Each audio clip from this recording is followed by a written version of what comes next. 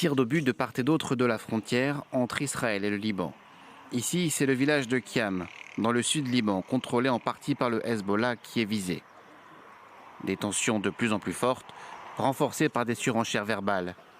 Quand le chef de la diplomatie israélienne menace d'une guerre totale au Hezbollah, Hassan Nasrallah promet de riposter d'une pluie d'obus sur Israël. Hier, les funérailles d'un membre de l'organisation chiite ont tourné à la vindicte anti-israélienne, avec en point d'orgue un discours très offensif de son leader. Si la guerre est imposée au Liban, la résistance se battra sans retenue, sans règles et sans limites. Si Israël reste la principale cible du Hezbollah, son chef a surpris en menaçant l'île voisine de Chypre, pays membre de l'Union européenne. Située à 200 km des côtes libanaises, la partie grecque abrite depuis son indépendance en 1960 deux bases militaires britanniques. Hassan Nasrallah se dit persuadé que ces bases pourraient être utilisées par Israël pour bombarder à terme le Liban. L'ouverture des aéroports et des bases chypriotes à l'ennemi israélien pour cibler le Liban signifierait que le gouvernement chypriote fait partie de la guerre. Et la résistance pourra considérer Chypre comme un participant à la guerre. Des accusations aussitôt rejetées par le président chypriote grec. Chypre fait partie de la solution et non du problème, a-t-il déclaré, arguant que son pays a toujours joué les rôles de négociateur entre Israël et le Liban.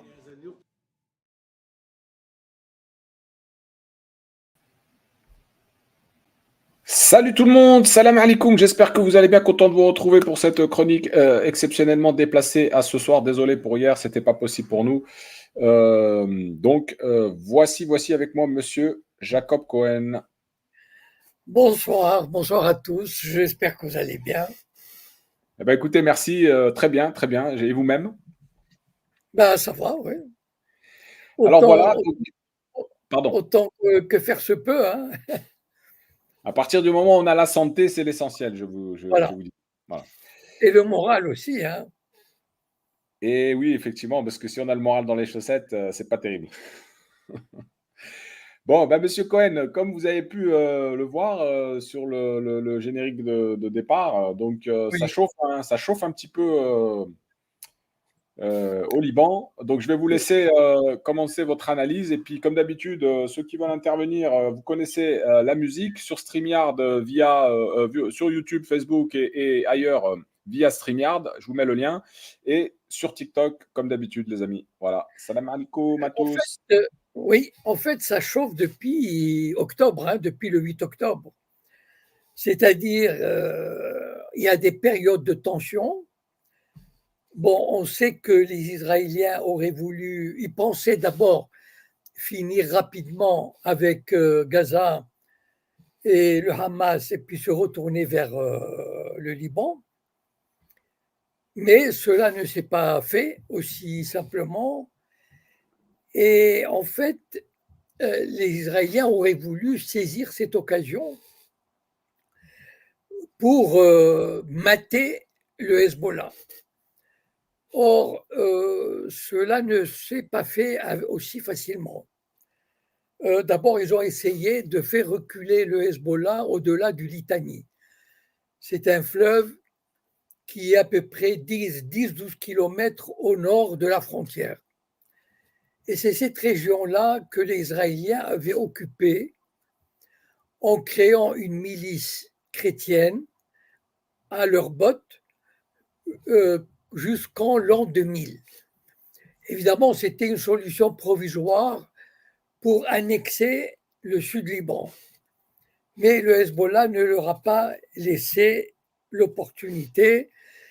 Et donc, je pense, c'est la première fois, en tout cas, non, c'est sûr, c'est la première fois qu'un mouvement de résistance arabe contraint la force d'occupation sioniste à quitter le territoire sans aucune contrepartie.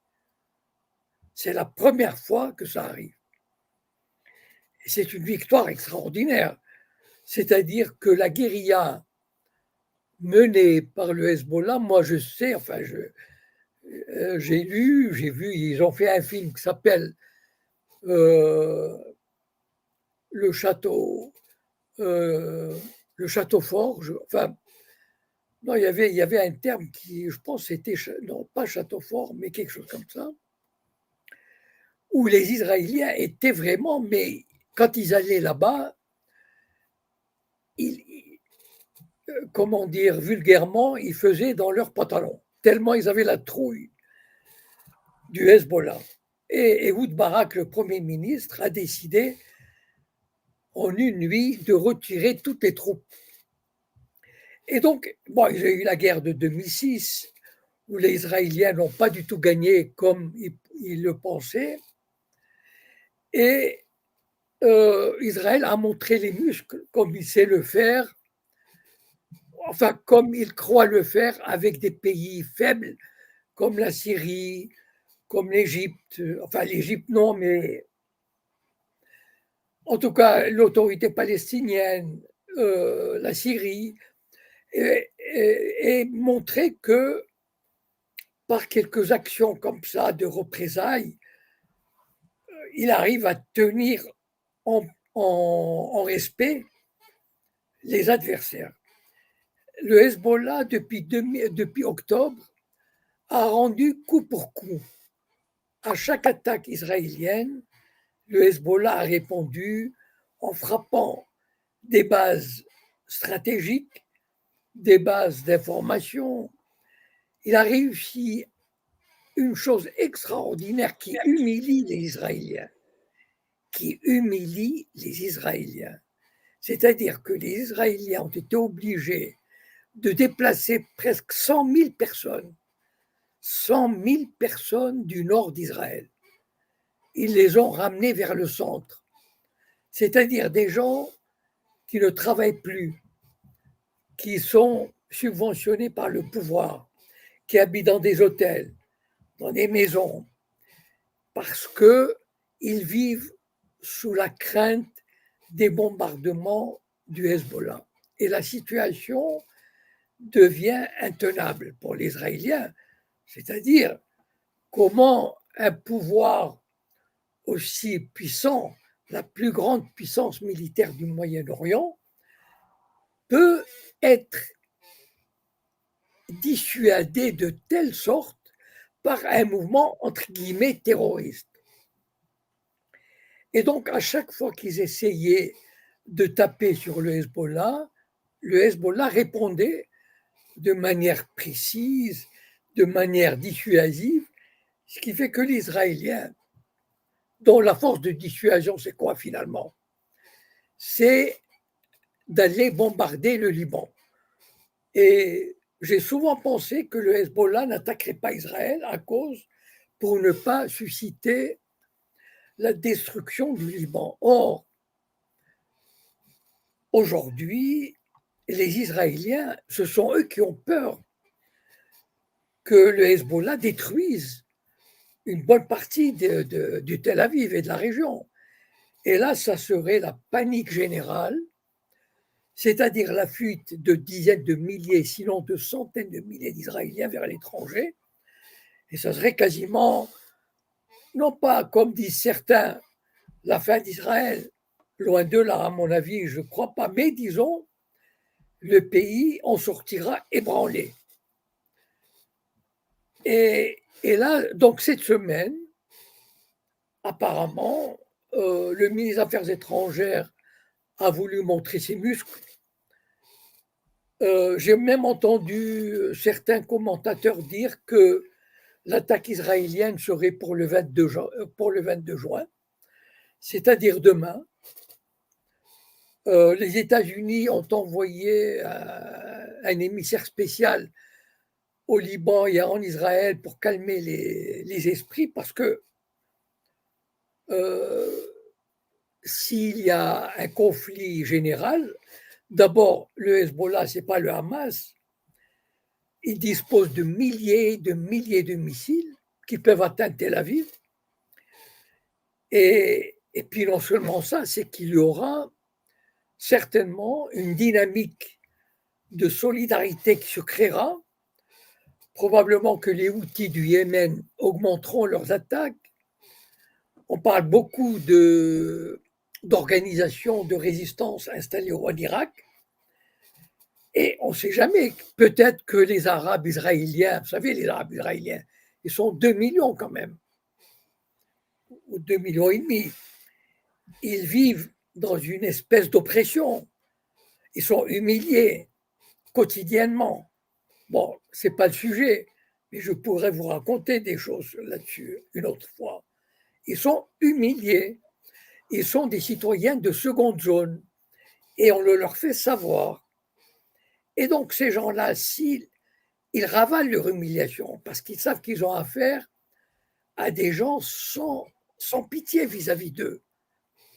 Je vais juste vous dire, par exemple, en 2000, au début de la seconde intifada, des Arabes israéliens sont sortis manifester. Bon, ils sont manifestés. Eh bien, la police israélienne, elle avait en face d'eux des Arabes qui n'étaient même pas armés, ils manifestaient. La police juive israélienne a tiré dans le tas. Elle a fait 14 morts en un après-midi. 14 morts, ça veut dire à l'échelle française, c'est comme si la police française abattait 140 manifestants en termes de population. Voilà, ils se comportent avec eux comme des citoyens, comme de la vermine qu'on peut écraser. Mais cette vermine-là, ils sont armés, les Arabes israéliens.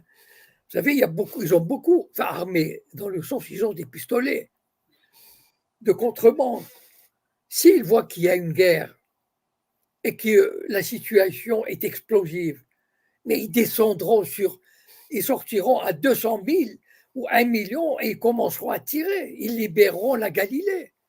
Donc en fait, Israël joue avec le feu, mais joue terriblement avec le feu. Sauf que le système israélien, il est pris à son propre piège. C'est-à-dire, il ne peut pas faire la paix. Ça veut dire chercher une solution négociée. Ça, c'est impossible. Et donc, il faut qu'il montre sa force, sa puissance, son mépris, sa domination. Et il y a un gouvernement, d'ailleurs, vous savez qu'une partie de l'armée, je ne dirais pas qu'elle se rebelle contre Netanyahou, mais presque. C'est-à-dire, les militaires, ils savent à quoi ils s'exposent et ils voient cette guerre inutile qui ne sert que les intérêts de Netanyahou et d'une frange extrémiste du gouvernement israélien. Et donc les militaires, ils se disent que ce n'est pas le moment de lancer cette guerre-là.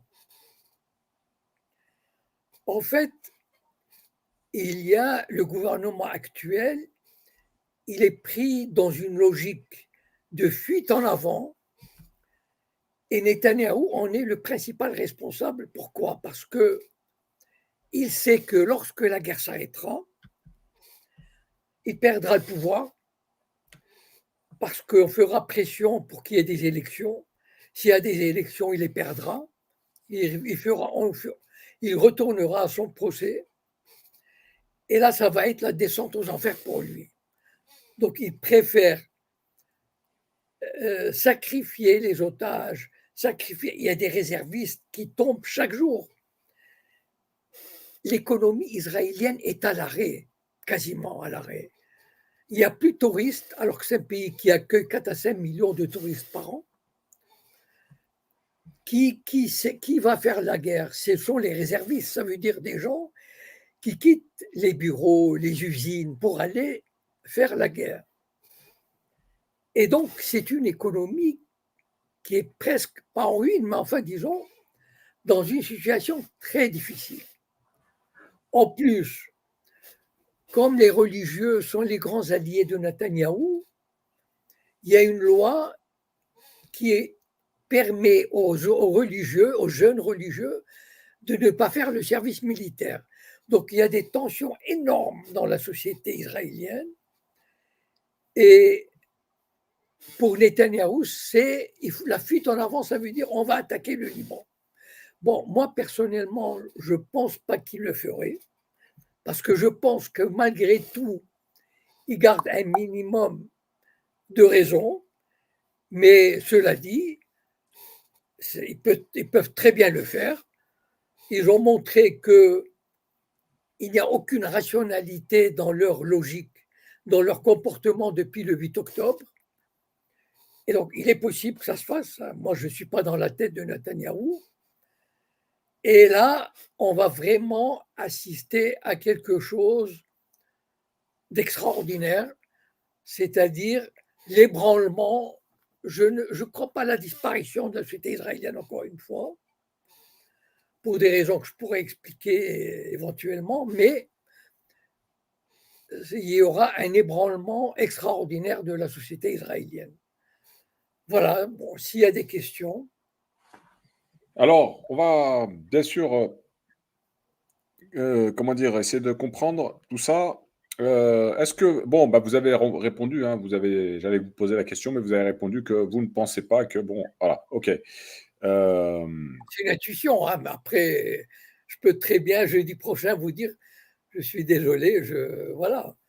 Mais Alors, personne ne peut dire, personne pratiquement, il y a peut-être 5 ou 6 personnes qui savent ce qui va se passer demain ou après-demain. alors, selon vous, pourquoi Israël hésite encore à lancer une opération de grande ampleur? À mon avis, les chefs militaires, les chefs des renseignements font pression, eux, ils savent. Ils sont au courant du rapport de force, de l'aventure qui va débouler, de la réaction, de l'armement du Hezbollah. Ils savent tout ça. Et eux, les militaires, les chefs des renseignements, eux, ils pensent en termes stratégiques, en termes de rapport de force militaire, en termes d'implication éventuelle de la Syrie, du réveil des Arabes israéliens. Ils connaissent tout ça, ils ont des informations, ils ont des informateurs partout. Et donc, eux, ils n'ont pas, leur intérêt, c'est la défense de l'État. Eux, ils ne sont pas mus par des intérêts, par des considérations politiques. Netanyahou, lui, il est mu par des considérations politiques. C'est pas cette guerre de Gaza qui dure depuis 7-8 mois, c'est uniquement pour des raisons politiques. Militairement parlant, c'est une catastrophe. Sans compter les répercussions sur le plan diplomatique, humain, etc. Mais militairement parlant, c'est une catastrophe. Mais lui, il s'en fiche. C'est-à-dire, lui, il veut garder son pouvoir. Il sait ce qu'il attend s'il perd son pouvoir. Donc, ce n'est pas le même calcul, si vous voyez ce que je veux dire. Il y a le politique qui décide, Netanyahou, qui décide en fonction de son avenir politique, des rapports de force politique, et puis il y a tout le secteur militaire et du renseignement qui, à mon avis, bon, bien sûr, ils sont dans un État démocratique, c'est-à-dire où le militaire obéit aussi aux politiques. Mais ils peuvent, en sous-main, faire pression. Et à mon avis, c'est ça qui retient Netanyahou, c'est que les militaires, le Mossad, le service de renseignement intérieur, etc., doivent faire le maximum pour le retenir. Voilà, je pense qu'il y a une guerre interne entre Netanyahou et le secteur militaire et du renseignement. Voilà. D'accord, donc est-ce qu'il est possible, si l'opération est lancée, est-ce qu'il est possible que le Liban devienne pardon, un autre Gaza? Ah oui, ils feront. D'ailleurs, les Israéliens d'abord n'enverront pas leurs soldats au Liban parce qu'ils savent qu'ils seront massacrés. En 2006, ils ont fait l'expérience, ça a été une boucherie. Donc, ils vont bombarder. Bon, ils vont bombarder. Mais donc, c'est ça ils n'enverront pas de force terrestre. Voilà. Ils vont envoyer des bombes sur Beyrouth, sur Saïda, etc. Mais bon, ça sera le prix à payer pour le Liban. Mais cette fois-ci, ça ne sera pas, comment dire, ça ne sera pas unilatéral. D'abord, on ne sait pas, on ne connaît pas, vous savez, le Hezbollah a montré ces derniers mois, d'ailleurs, tous les observateurs le disent, hein, moi je ne fais que reprendre ce que font les informations dites par les observateurs compétents et bien au fait, c'est que le Hezbollah a développé des techniques militaires impressionnantes. De la surveillance, par exemple. Des drones qui sont capables, par exemple, il y a quelques jours, le Hezbollah a publié des photos de Haïfa, le port où il y a des concentrations de pétrole, les réserves de pétrole d'Israël, plus une base militaire navale, des photos incroyablement claires, nettes, précises, et les observateurs disent qu'ils ont réussi parce que c'est pas évident d'aller photographier tout ça parce que c'est un lieu très protégé. Bon, ils ont touché aussi des bases il y a quelques semaines, la base de Méron par exemple. Donc ils ont développé, et puis on ne sait pas ce qu'il a développé comme armement ces dernières années. Donc la surprise peut être très douloureuse pour les Israéliens, sans compter que si jamais ils frappent Tel Aviv ou Haïfa, ça sera la panique dans la société israélienne. Vous savez, les Israéliens sont des gens peureux. Hein. Moi, je le sais, parce que je les connais, sont des gens qui ont la trouille.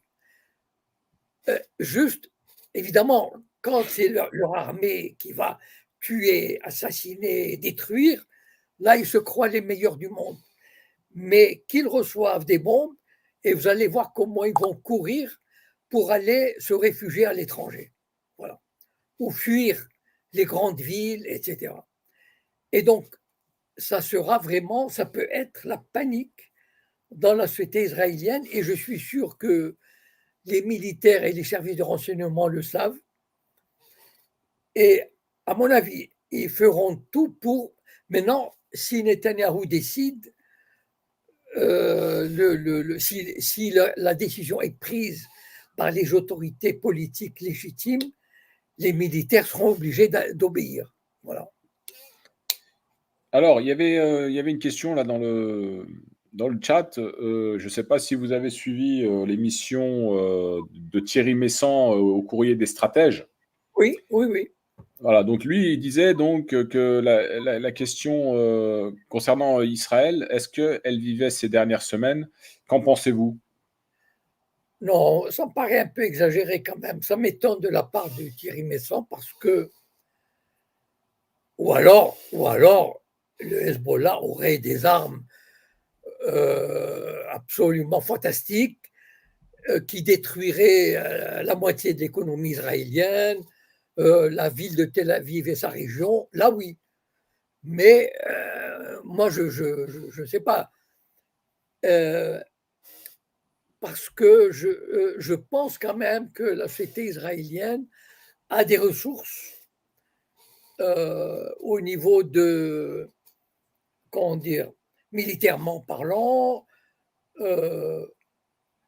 Je crois pas à un effondrement. En fait, la disparition, ça veut dire pour moi, si j'ai bien compris ce qu'il voulait dire, parce que je l'ai bien entendu, c'est que carrément, il laissait entendre que Israël disparaîtrait quasiment dans quelques semaines. Ce que je ne crois pas du tout. D'abord, je pense que les États-Unis ne laisseraient pas faire. D'une part, voilà. C'est comme ça. Voilà. Je pense que les Américains, s'ils voient qu'Israël est en état de faiblesse ou en danger, je pense que leur flotte est là-bas et ils feront le nécessaire pour protéger Israël. Bon, d'une part. Et deuxièmement, je crois que les Israéliens, même s'ils sortent affaiblis, ils peuvent quand même mobiliser, je ne sais pas, 200 000, 300 000 soldats. Et avec un armement assez puissant, voilà, donc je ne crois pas à un effondrement dans quelques semaines. Voilà. Alors, maintenant, il a dit un effondrement dans quelques semaines, je ne sais pas dans quel sens, mais si c'est dans le sens tel que je l'ai compris moi, ça veut dire que pratiquement les autorités sionistes s'effondrent, il n'y a plus d'État sioniste. Moi, je crois, enfin, moi j'ai des doutes. Voilà. Après, on verra comment ça va se passer. Alors, nous avons David Beribi qui a l'habitude de suivre le live et qui avait dit qu'il allait intervenir sur les prochains. Je ne l'ai encore pas vu faire sa demande. Qui nous dit: ceux qui se battent contre Israël se battent contre Dieu.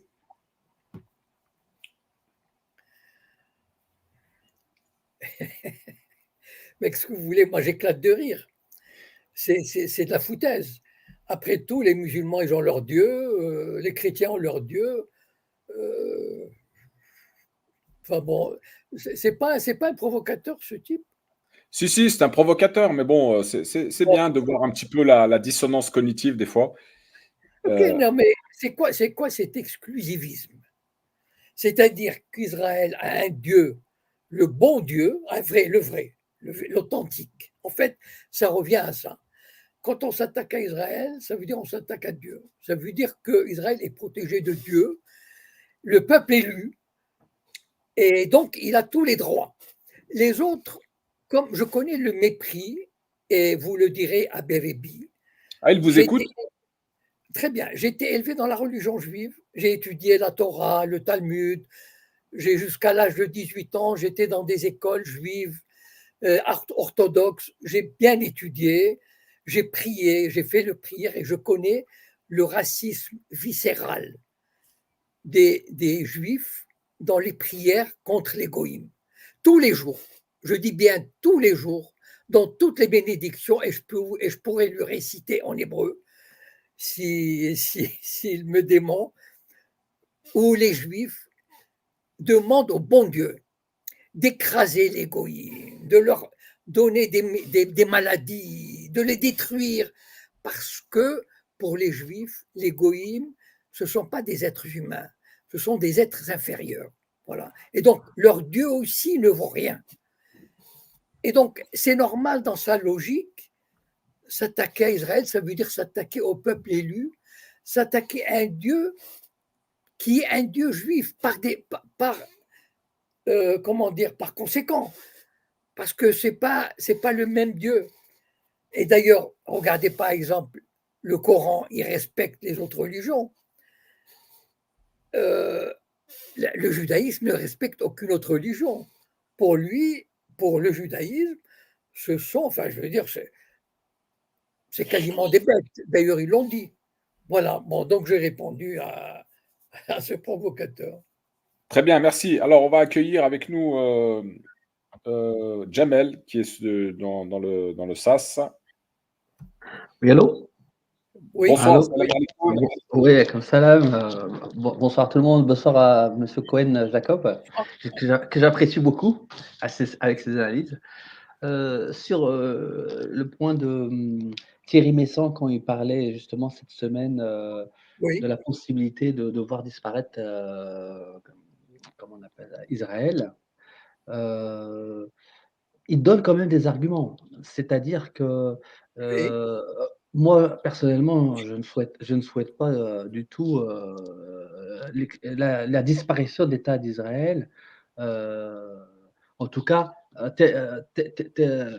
je souhaite la disparition d'Israël tel qu'il est aujourd'hui. Mais s'il y a des changements, justement, une volonté de vouloir faire deux États, pourquoi pas? Moi, en tout cas, c'est un avis extérieur qui a peut-être pas son objectivité, parce que je suis pas, acteur, je suis pas non plus palestinien, encore moins israélien.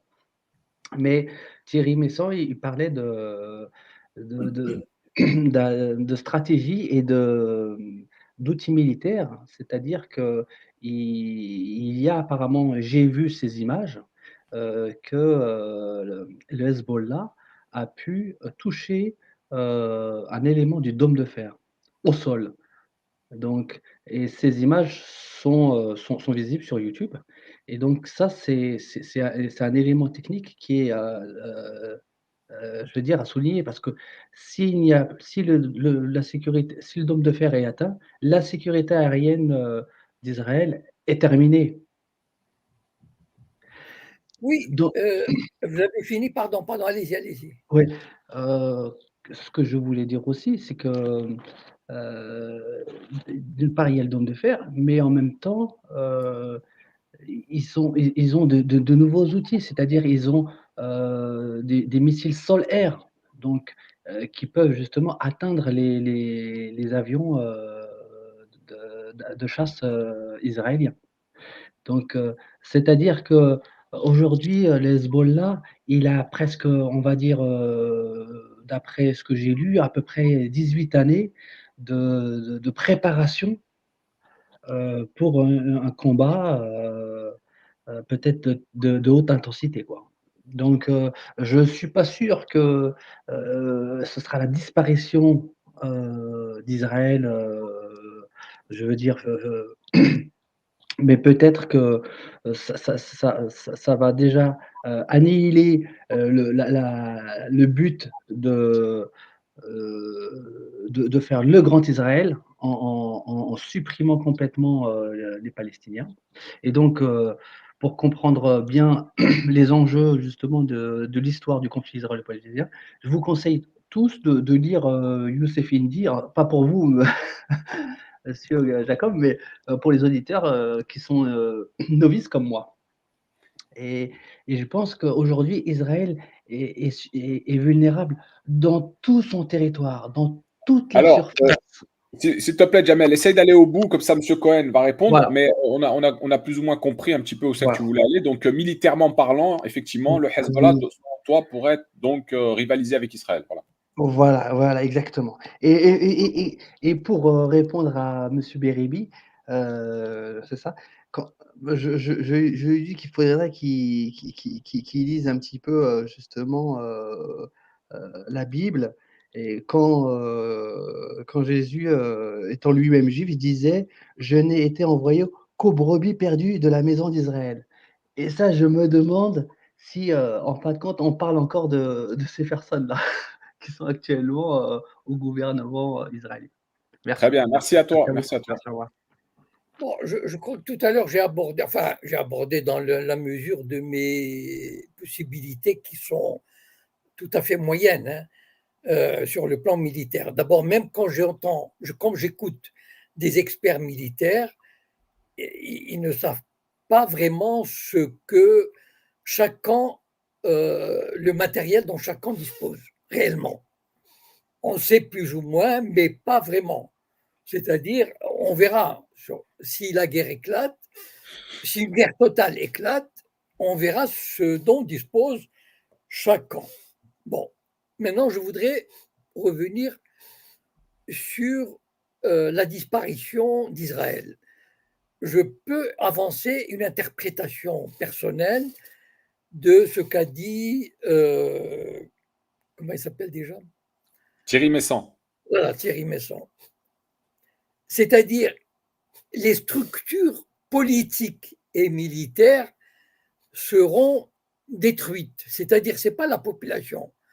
C'est-à-dire qu'on arrivera à une espèce de situation où l'appareil d'État sioniste sera ébranlé, sinon affaibli, sinon éliminé.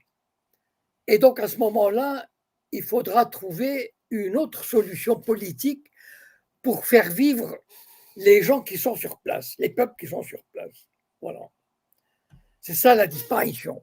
C'est-à-dire, enfin, si je peux me permettre cette interprétation. Mais encore là, moi, personnellement, comme ça, je ne suis pas vraiment, je ne suis pas d'accord, à moins que le Hezbollah fasse preuve. Et encore là, j'ai dit tout à l'heure que les États-Unis ne laisseront jamais faire ça. Voilà. C'est-à-dire que si le Hezbollah sortait des armements absolument fantastiques, les États-Unis interviendront avec toute leur force et on sait de quoi ils sont capables en termes de bombardement, c'est-à-dire. Voilà. Je ne crois pas que les États-Unis laisseront faire. Voilà. Et donc, voilà, c'est pour ça que je dis, et on connaît, c'est pour ça que je dis quand même, et puis c'est un peuple, l'Israël a des centaines de milliers de soldats qui, s'ils savent qu'ils sont dos au mur, voilà, ils sont prêts à se battre. Ça veut dire que, voilà, surtout si c'est le dernier combat. Donc, ils ont, et puis il peut y avoir un point aérien comme il y a eu avec les États-Unis pendant ces derniers mois. Voilà, moi je pense que, je ne sais pas si Thierry Messon n'a pas fait allusion à, comment dire, quand il y a eu là, s'il y a une guerre, s'il y a un conflit, à l'Amérique qui entrera, à mon avis, il entrera automatiquement en jeu si jamais Israël a il y a la moindre inquiétude d'être, pas éliminé, mais en tout cas d'être affaibli. Voilà. Alors, bien sûr, nous n'allons pas commenter les dires de Thierry Messant, c'est son analyse à lui. Et bon, il a parlé aussi, bien sûr, de la fin de l'hégémonie américaine. Bon. Oui, mais elle n'est pas pour demain. Hein.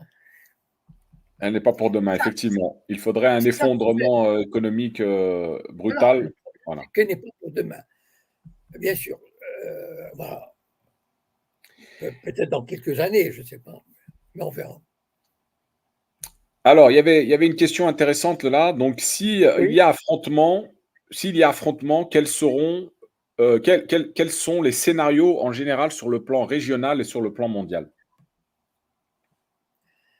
Bon, d'abord, tout à l'heure, j'ai dit que les Américains interviendraient s'il y a la moindre, d'abord du point de vue de la fourniture d'armement, et il y a déjà eu lieu, on a connu ça en 1973 quand il y a eu la guerre de Kippour, les États-Unis avaient fait un pont aérien absolument fantastique, chaque jour des dizaines d'avions atterrissaient.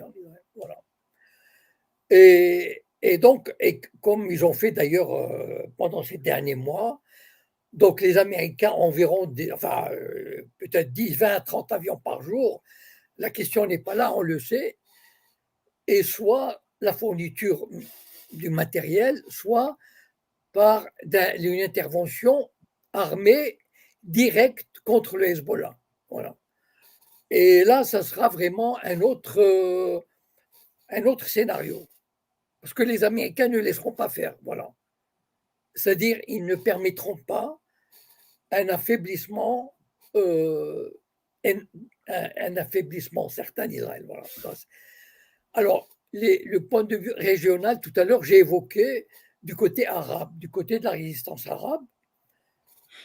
Est-ce que la Syrie, ce qui constitue quand même une force importante dans la région, est-ce que le régime syrien se dira c'est l'opportunité idéale pour mettre un terme à la présence sioniste? Je ne sais pas, moi j'en doute, parce qu'encore là, je pense quand même,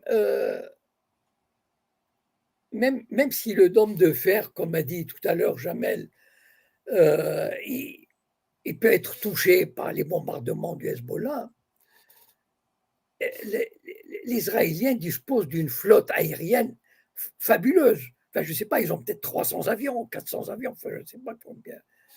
Ils doivent avoir des missiles de croisière absolument, enfin des milliers de missiles de croisière. Donc, il ne faut pas croire que ça y est, voilà, c'est un pays qui va s'effondrer. Et donc, moi, j'ai cité les Houthis, j'ai cité les mouvements de résistance irakiens, et j'ai cité éventuellement un soulèvement des Arabes vivant en Palestine occupée. Ça veut dire les Arabes israéliens et les Palestiniens de Cisjordanie. Voilà. S'il y a vraiment un état de guerre comme ça, il se peut à ce moment-là que les populations, ça peut être un danger mortel pour Israël, plus que le Hezbollah. Parce que j'imagine que s'il y a 1 million d'Arabes israéliens ou 1 million de Palestiniens qui descendent, même avec des haches ou des couteaux, sur les villes israéliennes, mais ils sont inarrêtables. Très bien, merci M. Cohen. On va basculer sur le sujet des élections législatives en France. Je vous mets une courte vidéo et c'est parti. À 9 jours du premier tour, le rapport de force est toujours en faveur du Rassemblement national. Avec ses alliés des Républicains menés par Éric Ciotti, le parti d'extrême droite totalise 34% des intentions de vote, selon un dernier sondage, ce qui lui permettrait d'obtenir 282 sièges au maximum. Un chiffre en dessous de la majorité absolue. Mais la progression serait spectaculaire par rapport à l'Assemblée sortante. Le RN comptait alors 88 députés. Derrière, le nouveau Front populaire qui continue de grignoter des points pour atteindre 29% des intentions de vote. 89% de ses électeurs sont sûrs de leur choix. Un taux comparable à celui du RN est plus élevé que celui du camp présidentiel, qui est de 73%. Le parti de la majorité, lui, arrive en 3e position de ce sondage, avec 22% des intentions de vote. Les forces politiques n'ont désormais plus que 9 jours pour convaincre les électeurs français. Voilà, M. Cohen. Alors, quel est votre avis sur la situation ? Comment voyez-vous les choses bientôt voilà, une dizaine de jours du premier tour? Moi, je vois, vous savez, Macron a dit qu'il avait lancé une grenade dégoupillée. Vous savez, une grenade dégoupillée, ça veut dire qu'il va exploser dans quelques secondes. Dans enfin, je veux dire, dans les jambes. Je ne sais pas s'il a utilisé cette expression, mais en tout cas au milieu des partis politiques, donc qui va exploser. Bon, d'abord, moi je sais, enfin à peu près, j'imagine que les sondages, comme ils ne sont pas trompés pour les élections européennes, j'imagine que ça va être à peu près le rapport de force qui va sortir. Bon. Moi d'abord, ça m'étonne toujours qu'il y ait 22% qui vont voter pour le parti de Macron, mais il y a quand même 22% qui sont contents du président. Bon, c'est comme ça. Mais le problème, c'est qu'on a affaire à un président qui n'en a rien à fiche de la France et qui a été mandaté pour la détruire systématiquement. Donc, on assiste d'ailleurs à la destruction de la France, qui avait commencé déjà depuis Sarkozy. C'est pas Macron a été mis là pour donner le coup de grâce, en tout cas pour donner un coup fatal. Bon. Malheureusement, ce qui va sortir de cette histoire, tel que j'imagine les choses, c'est que ni le Rassemblement national, ni le Front populaire, s'ils ont une majorité relative, ne pourront réellement gouverner. Ça veut dire ne pourront pas appliquer leur programme. D'abord parce que sur le plan budgétaire, il y a l'Europe qui a le dernier mot sur pas mal de choses. Sur le budget, sur l'immigration, sur la justice. Regardez par exemple la Pologne qui avait voulu faire une réforme judiciaire. La Commission européenne a retenu, je ne sais pas, 10 ou 14 milliards d'euros. C'est-à-dire que la Hongrie, qui a adopté une mesure sur les les demandeurs d'asile, a été condamné à verser une amende de 200 millions, avec une astreinte d'1 million par jour. C'est-à-dire que les pays européens n'ont quasiment plus aucune autonomie. Si le RN, même avec une majorité absolue, admettons qu'il a une majorité absolue, ce dont je doute, mais on ne sait jamais. D'abord, en France, le président, il a de grands pouvoirs. Bon. Il y a le Conseil constitutionnel qui est de son côté, le Conseil d'État, les médias, les milieux financiers. Imaginez que les milieux financiers décident d'augmenter c'est-à-dire qu'ils disent la dette française, on ne l'achète plus. On l'achète si vous nous payez, au lieu de 4% d'intérêt, vous nous payez 6% ou 8%. Je lance des chiffres comme ça à peu près, hein, d'accord. Mais ça veut dire que la France, au lieu de payer 50 milliards d'intérêts sur la dette par an, sera obligée de payer 80 milliards ou 100 milliards. D'où le gouvernement, un gouvernement du RN va sortir cet argent. C'est-à-dire, il va vers la ruine assurée. En fait, le problème du RN, comme le problème du Front populaire, c'est qu'ils ne remettent pas en cause la configuration du système. C'est-à-dire, ils jouent, ils ont accepté les règles du jeu qui ont mis la France dans cet état-là. C'est-à-dire, ils ont accepté de jouer avec les règles du jeu de Bruxelles et de Washington. Et on ne peut pas gagner avec ces règles-là. Ce sont des règles truquées. Là, je donne raison à Asselineau et Philippot. C'est-à-dire, si vous ne remettez pas en cause 80% des lois en France viennent de Bruxelles. Le budget, il est surveillé. Regardez, par exemple, la France a été mise sous surveillance à cause de son déficit. Si un gouvernement RN qui commence à déconner, entre guillemets, mais la Commission européenne ou le FMI peut dire eh ben, on va mettre la France sous notre coupe. Et donc, on va l'obliger à tailler, à faire 30 milliards d'économies par an, 50 milliards d'économies comme ils ont fait avec la Grèce. Donc, en fait, c'est un jeu biaisé dès le départ. Et malheureusement, la classe politique française, c'est à la différence de l'Allemagne, par exemple, malheureusement, la classe politique française est d'une faiblesse et d'une lâcheté. Et je parle des trois grands partis. Je les mets dans le même panier. Et ces trois grands partis, bon, Renaissance, c'est normal, mais le RN et le Front populaire,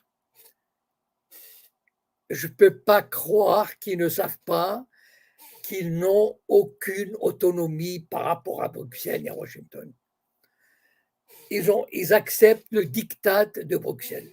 Ils acceptent le diktat de l'Union européenne. Ils acceptent le diktat du FMI. Ils acceptent le diktat de Washington.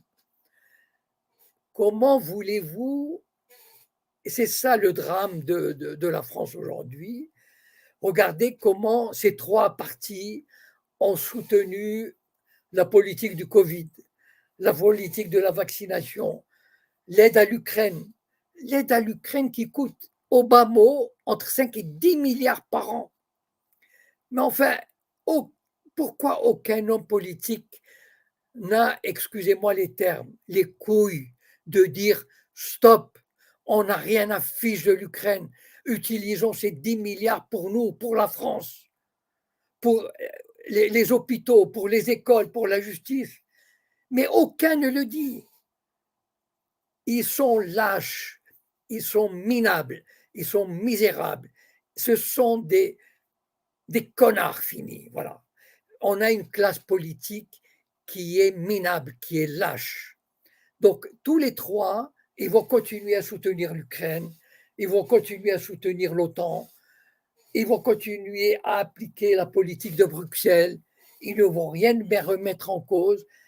Et le peuple, il est là, on lui donne un petit jouet, on lui dit, tiens, il y a des élections, alors qu'est-ce que tu choisis? Ah ben non, moi je trouve que, et ceci, et cela, il y a des débats. Enfin, mais c'est tragicomique. Ce serait comique si vraiment le destin de la France n'était pas en jeu. La France est en train de couler, est en train de disparaître. Et je vois ces partis politiques jouer à baballe, jouer, mais vraiment, enfin, c'est pathétique, c'est pathétique. Et je ne vois il n'y a aucun De Gaulle là-dedans. Il n'y a aucune voix tonitruante, il n'y a aucun, je ne sais pas moi, comment il s'appelle. Bon. Donc, c'est ça qui est terrible. C'est des minables. Les Mélenchon, les Le Pen. Enfin, je les mets tous dans le même panier. Hein. C'est pas parce que de droite ou d'extrême droite, Palestine, machin, etc. Nous jouons le destin de la France qui est en train de couler. Et ils nous disent ah, la retraite, oui, machin, ah oui, ceci, cela. Non, mais enfin, c'est tragique. Voilà, je sais pas quoi dire. C'est tragique, malheureusement. Enfin, c'est triste. Voilà, c'est très triste. Voilà, je sais pas quoi dire. Voilà, je sais pas.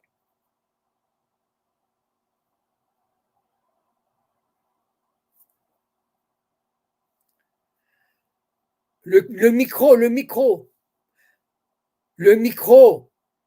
Oui, excusez-moi, Monsieur Cohen, ça y est, j'ai vu, le micro était déconnecté. Donc, je disais, est-ce que selon vous, Macron peut-être n'irait pas au bout de son mandat? Et si c'est le cas, qui voyez-vous prendre sa place? Mais quelqu'un du système, on s'en fiche, que ce soit Bardella, que ce soit Le Pen, que ce soit Mélenchon, que ce soit, comment il s'appelle, Glucksmann, que ce soit, comment il s'appelle, Édouard Philippe, ils sont les mêmes, ce sont les mêmes pions aux mains du système mondialiste. Voilà. Donc en fait, c'est ça, malheureusement. Vous savez pourquoi j'ai dit tout à l'heure l'Allemagne a deux partis, l'un à droite ou à l'extrême droite, comme on aime bien le dire pour faire peur au bon peuple, qui s'appelle l'AfD, et l'autre qui est le mouvement de Sarah Kleinkert, enfin bon, j'ai le nom, j'oublie, je suis désolé, qui ont eu un discours extraordinaire aux élections européennes. À eux deux, ils ont fait, je crois, dans les 25%. Un discours révolutionnaire. Ils ont dit basta avec l'Ukraine, basta avec le Bruxelles. Ils ont fait 25% à eux deux. Et nous n'avons même pas un qui a fait 1%. On n'a pas envoyé un député qui tient ce discours de courage. Donc, vous savez, c'est dommage de perdre notre temps dans des analyses. Vous savez, pendant que le Titanic coule, on ne discute pas de la qualité des plats ou de la musique. Le Titanic est en train de couler. Qu'est-ce qu'on s'en fiche qui va suivre après Macron? Macron aura fait son boulot. Il a très bien rempli son contrat. Bravo. Personne n'a rien vu venir. On fait semblant comme si de rien n'était. Les autres, pourquoi les autres se disputent? Parce que ce sont des bonnes places. Il y a du fric à faire. Voilà, il y a du pouvoir. Les autres ne demandent que ça, obéir au FMI, obéir à Washington. Donc, peu importe qui va venir après, on n'en a rien à fiche. La France est perdue. Voilà, la France coule. Et je n'entends aucun. Voilà, tout à l'heure, j'ai pensé à Séguin, qui avait un discours dans les années 90 extraordinaire, qui avait lutté contre le traité de Maastricht. On n'a plus de Séguin aujourd'hui. On n'a plus. De quel côté qu'on se tourne, on entend que des discours minables, de soumission, de petits détails de rien du tout. Mais qu'est-ce qu'on s'en fiche de la retraite à 62, 64 ans? Est-ce que vous croyez que vous aurez une retraite pour ceux qui restent? On va nous enfermer, on va nous donner. Enfin, l'avenir qui nous attend est dramatique. Et je n'entends aucune voix. Et malheureusement, ceux qui auraient pu tenir le discours que je tiens, c'est-à-dire les Asselineau, les Philippot, les Kousmanovic, les Éric Ferrag, etc., ceux qui ont tenu, qui ont fait des listes, comment dire, contestatrices. Voilà, on va utiliser le terme de contestation. Voilà. Au lieu de s'allier et de former un courant contestataire, de le consolider. Ils sont allés chacun de son petit mouvement faire 1,5%. Franchement, c'est ça l'opposition. C'est risible. Voilà, c'est risible. Enfin, moi, je vous dis, je suis très pessimiste, mais c'est comme ça. Voilà, nous vivons une époque qui est ainsi. Rien de bon ne sortira de tout ça. C'est de l'écume. Voilà, on fait. Ça, c'est comme les jeux de cirque. Bardella dit ceci, Mélenchon a dit cela, Attal lui a répondu ceci. Mais le navire coule. Bon Dieu, enfin, réveillez-vous. Enfin, je ne sais pas, c'est. Alors, Moi, d'accord, monsieur Cohen, le navire coule et que doit faire, comment doit réagir le peuple face à tout ça? Non, mais j'en sais rien. Non, le peuple a besoin de s'accrocher à des voix.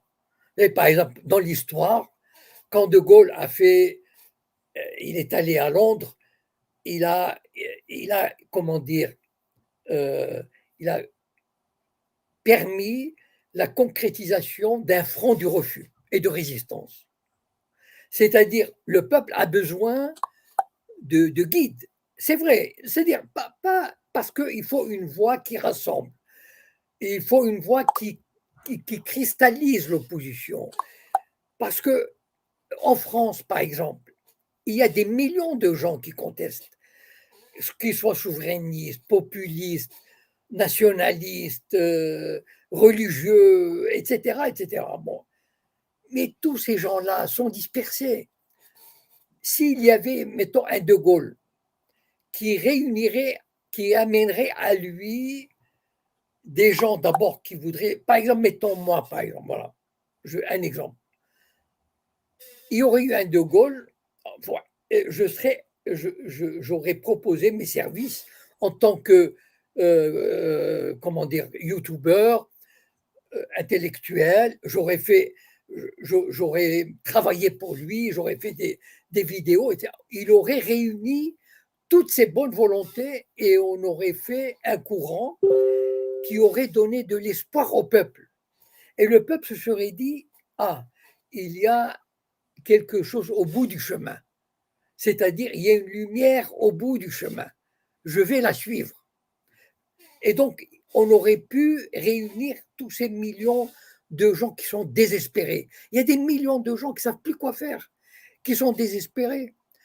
Bon, par dépit, ils votent LFI, ils votent RN, mais par dépit, parce qu'ils ne savent plus quoi faire, ou ils s'abstiennent comme moi. Et donc, s'il y avait malheureusement la France, aujourd'hui, n'a pas pu, c'est comme ça, hein. Il y a des périodes historiques qui, euh, qui font émerger une voix, un personnage extraordinaire qui réunit la contestation, qui donne de l'espoir au peuple. Notre époque n'a pas su le faire. Voilà. Ah Donc le oui, peuple, j'avais une question, Monsieur Cohen, qui me oui, revient, qui effectivement m'a un petit peu perturbé. C'est le retour de François Hollande sur la scène, qui lui, alors attendez, oui, qui lui avait oui. déclaré pour rentrer en politique, il faut être franc-maçon. Bon, d'abord, moi, je suis pas d'accord parce qu'il y a beaucoup de politiques qui ne sont pas maçons et qui ont fait des carrières extraordinaires en étant, je sais pas, Pompidou, je crois pas qu'il était maçon. Giscard d'Estaing ne l'était pas. Mitterrand, je doute. Non, non, il y a des Séguin, je crois pas qu'il ait été franc-maçon. Chirac non plus. Non, non, c'est. Enfin, les gens se font des idées sur la franc-maçonnerie aussi, hein. Il y a beaucoup de, il y a beaucoup de mythes sur la franc-maçonnerie.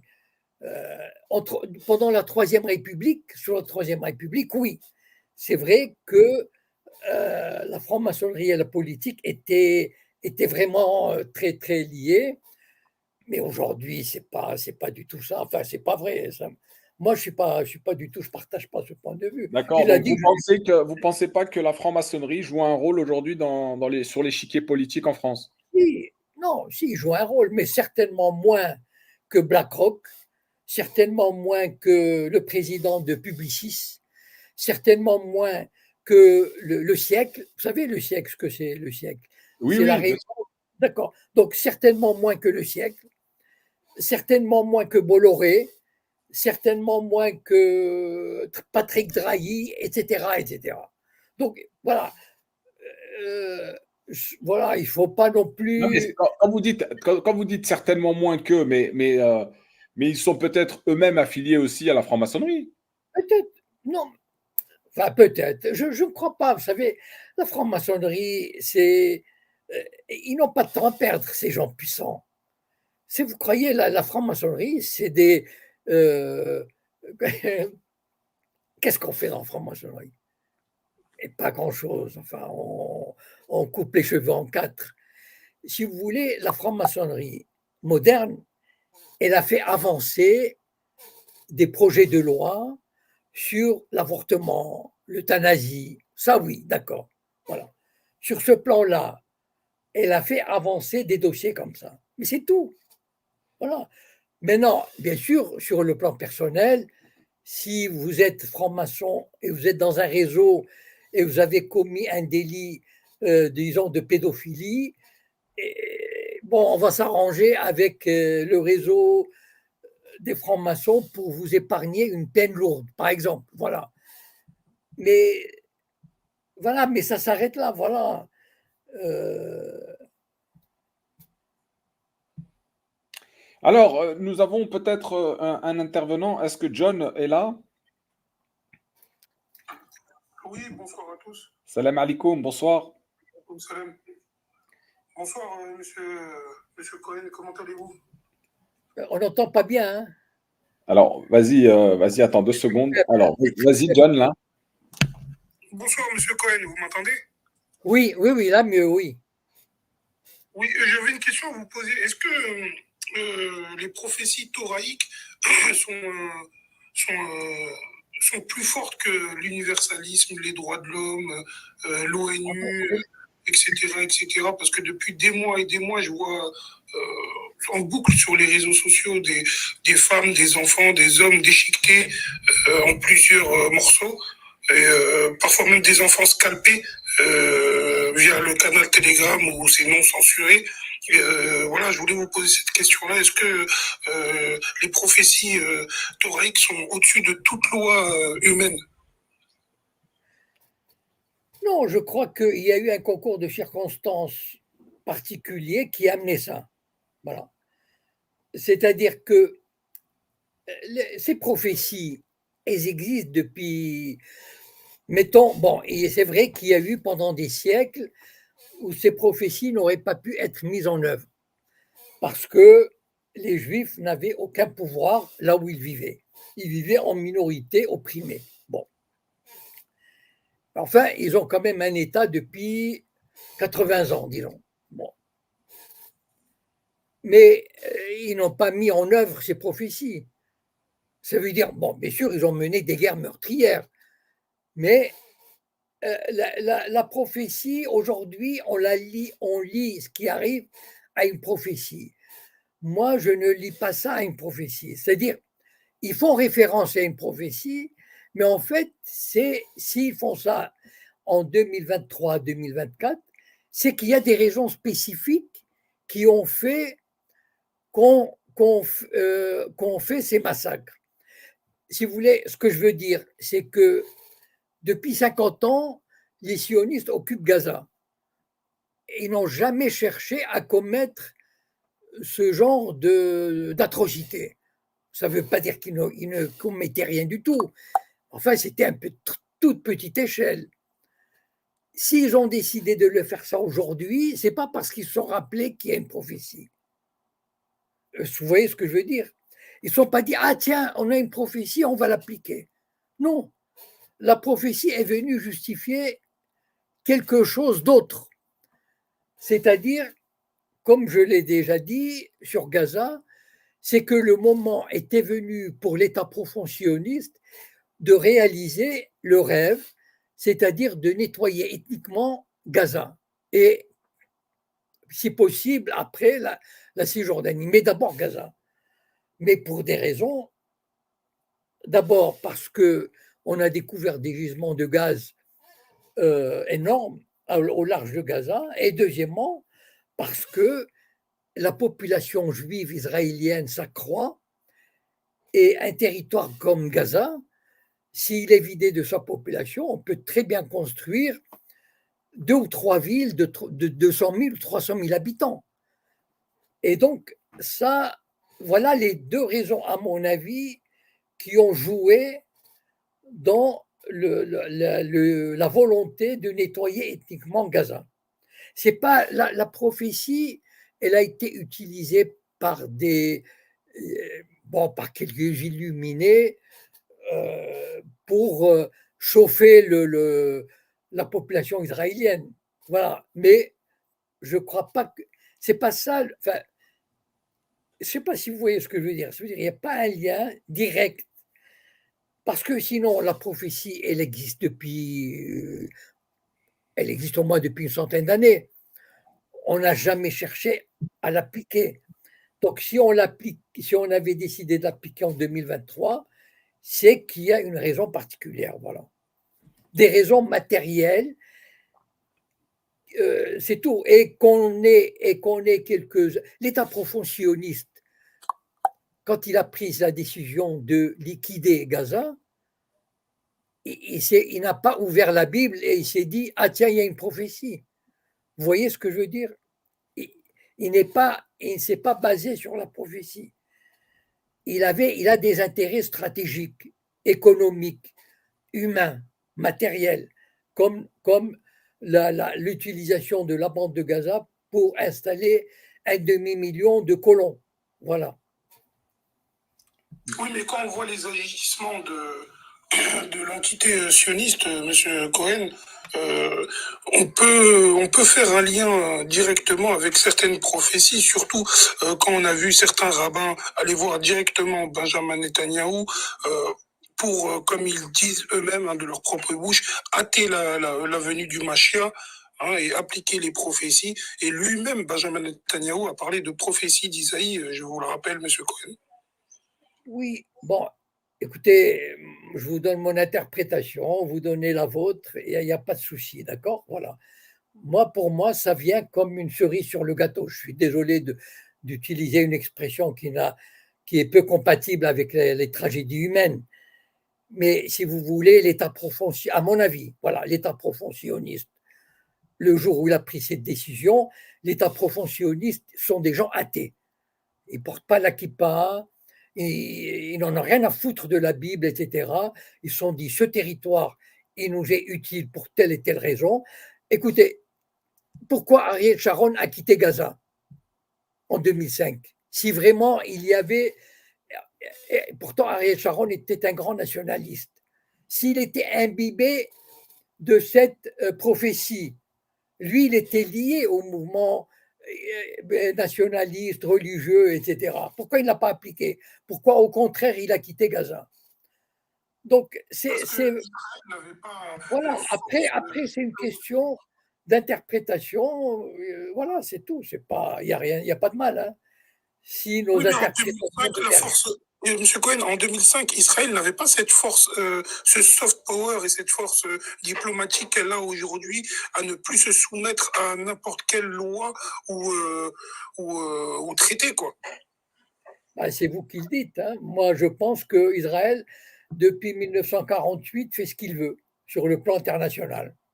Je vous rappelle que la résolution 242 du Conseil de sécurité exigeant d'Israël de quitter les territoires conquis militairement date de 1969. C'est une résolution du Conseil de sécurité. Voilà.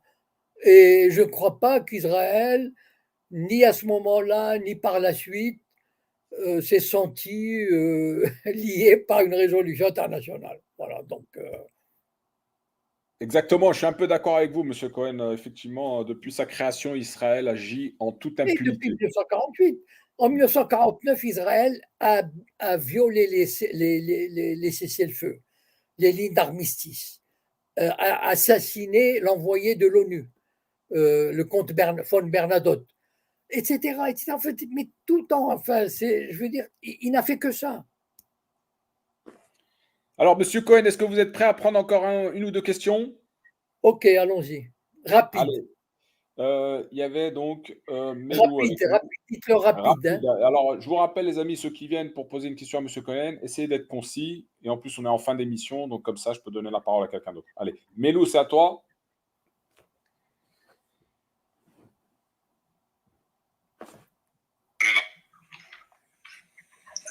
Bonsoir, Monsieur Cohen.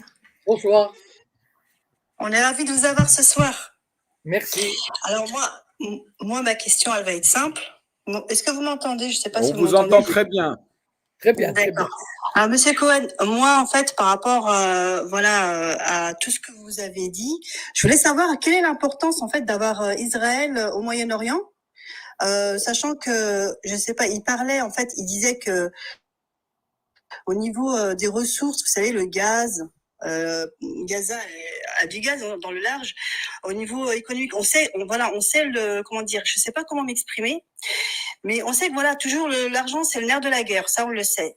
Mais quel est l'intérêt en fait d'avoir Israël en plein milieu des Arabes? Eh bien, pour maintenir l'ordre, ça veut dire le chien de garde. Au départ, on ne pensait pas à ça, mais Israël s'est montré, il a participé à la campagne contre Nasser en 1956, quand il a nationalisé le canal de Suez. Il a participé à la campagne pour briser le nationalisme égyptien. Il a participé à la guerre de 67 pour couper court au nationalisme arabe. Et l'Occident s'est découvert un chien de garde extraordinaire, c'est-à-dire qu'il pouvait mater l'Égypte, mater la Syrie, mater la Jordanie, voilà, mater la révolution palestinienne, etc., etc. Et ça réussit. Donc, il mérite bien de son rôle. Et c'est pour ça qu'on le protège. Et c'est pour ça qu'on lui donne le fric nécessaire, etc. Voilà. Très bien. Alors, une autre question. Rim, bonsoir. Oui, Monsieur Cohen, j'ai une question à vous poser. Qu'est-ce que vous pensez de l'URSS et de son ogive nucléaire? Est-ce qu'elle peut vraiment est-ce qu'il peut vraiment faire quelque chose avec? Répétez la question parce que c'était pas très clair. Excusez-moi. Je répète ma question. Qu'est-ce que vous pensez de l'ogive nucléaire et de l'URSS en ce moment? Je voudrais savoir le fond de votre pensée. Oui, est-ce que voilà, la Russie, en gros, vous parlez de la Russie, parce que l'URSS, c'est révolu. Bon, on parle beaucoup de comment dire, de l'arsenal nucléaire des deux côtés. Bon, c'est, à mon avis, les États, la Russie, l'Amérique, les États qui disposent de cette arme ne l'utiliseront jamais, à mon avis. C'est-à-dire, ils savent que... Pourquoi? Parce que les gens qui règnent à Washington et à New York, ou à Londres, ou à Paris, ils n'ont pas envie de crever quand même. Mettez-vous à leur place. Non, ils n'ont pas envie de crever. Ils ont une bonne situation. Ils savent qu'une guerre nucléaire, que le moindre début de guerre nucléaire peut entraîner une destruction quasi totale. Et encore, c'est l'Occident qui trinquera le plus. Et donc, ils n'ont pas intérêt. D'ailleurs, la seule fois où il y a eu vraiment, en 62, l'affaire de Cuba, eh ben, on s'est arrêté à temps. Donc, moi, je pense qu'on joue à se faire peur. C'est de bonne guerre. Mais jusqu'à présent, en tout cas, l'Amérique n'a pas franchi. L'Amérique, par exemple, aurait pu aider l'Ukraine de manière beaucoup plus forte, beaucoup plus étendue, etc., etc. Elle ne l'a jamais fait. Pourquoi? Elle n'a jamais fait la moindre tentative qui aurait pu faire croire à la Russie qu'on touche à ses intérêts vitaux et donc déclencher la guerre nucléaire. Mais cela étant, évidemment, on continue à se faire la guerre par personne interposée, etc. Mais ça, c'est de bonne guerre, ça. C'est-à-dire, les grandes puissances veulent se confronter, veulent prendre le pas sur l'autre et tout.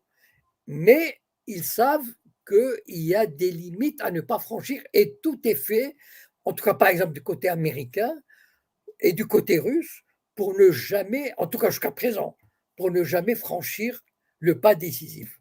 Voilà, merci beaucoup. Voilà, M. Cohen, juste, vous voyez le petit commentaire qui est là? Ah oui. Ben, je ne sais pas, hein, moi si vous pouvez, moi ça vous n'êtes pas contre? Ok, hein? ok, Non, ok. C'est dommage, à l'époque, je n'avais pas fait de photos, mais je vous l'ai dit, on était ensemble à Beyrouth pour mon dernier congrès. À Beyrouth, on était ensemble, on n'a pas fait de photos, c'est dommage. J'aurais voulu montrer une photo avec, mais bon. Eh ben, écoutez, je vais essayer d'utiliser mes réseaux pour l'inviter et pourquoi pas avoir un échange sur la chaîne Altitude avec vous. En tout cas, merci encore une fois, M. Cohen. Excellente soirée à vous, bon week-end et à bientôt. À la semaine prochaine. Ciao. Merci, au revoir.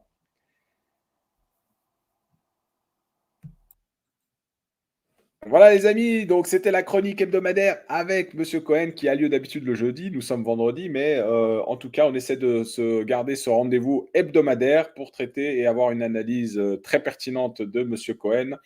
Vous n'êtes pas obligé d'être d'accord avec lui, mais en tout cas, il a son analyse. On le respecte, c'est un monsieur respectable, 80 ans, et qui a une très grande expérience, bien sûr, de la géopolitique au Moyen-Orient. Et voilà. Les amis, je vais fermer le live. En tout cas, merci. Excellent week-end à tous. Excellente soirée à tous. Et je vous donne rendez-vous, si Dieu le veut, la semaine prochaine. Et je vous mets, bien sûr, comme d'habitude, pour conclure, notre fameux générique de fin, les amis, que vous connaissez et que je vais retrouver. Bougez pas. Bougez pas. Bien sûr, pour celles et ceux qui veulent participer, vous avez le lien pour notre sœur Nabila Kilani. On participe, bien sûr, toujours. Il est en description. N'hésitez pas, les amis. Allez, excellente soirée à vous. Salam alaikum.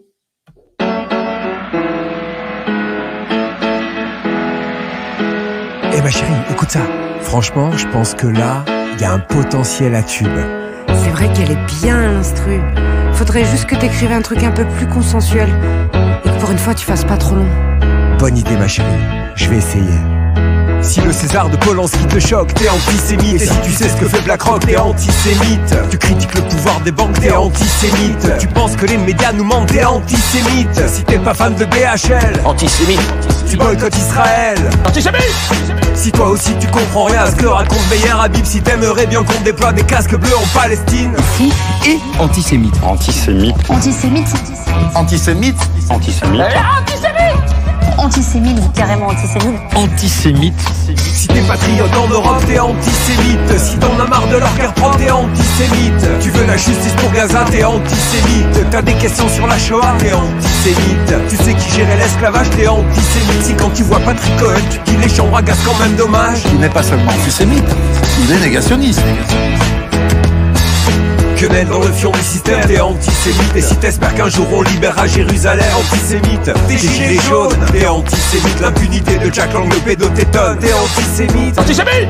Antisémite. Antisémite. Antisémite. Jamais antisémite. Antisémite. Tu lis Gershom Scholem, t'es antisémite. T'aimes pas Woody Allen, t'es antisémite. Tu doubles Elie Wiesel, t'es antisémite. Tu parles de l'affaire Bruel, t'es antisémite. Si tu connais l'identité du dénommé Jean-Luc Brunel,